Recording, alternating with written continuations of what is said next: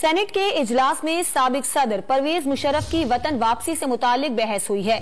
Chairman senate ने कहा कि परवेज मुशर्रफ इस मुल्क का शहरी है, बीमार है, अगर आना चाहता है तो आने दे।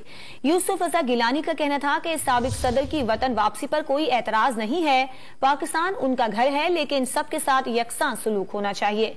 सेनेटर मुश्ताक अहमद ने कहा कि परवेज मुशर्रफ ने 2 मरतबा आइन तोड़ा, अदलिया पर शबखून मारा। उनके हवाले से पेशावर हाई कोर्ट के चीफ जस्टिस का फैसला मौजूद है।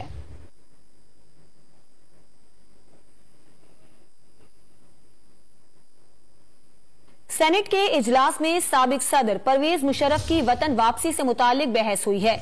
चेयरमैन सेनेट ने कहा कि परवेज मुशर्रफ इस मुल्क का शहरी है, बीमार है, अगर आना चाहता है तो आने दे।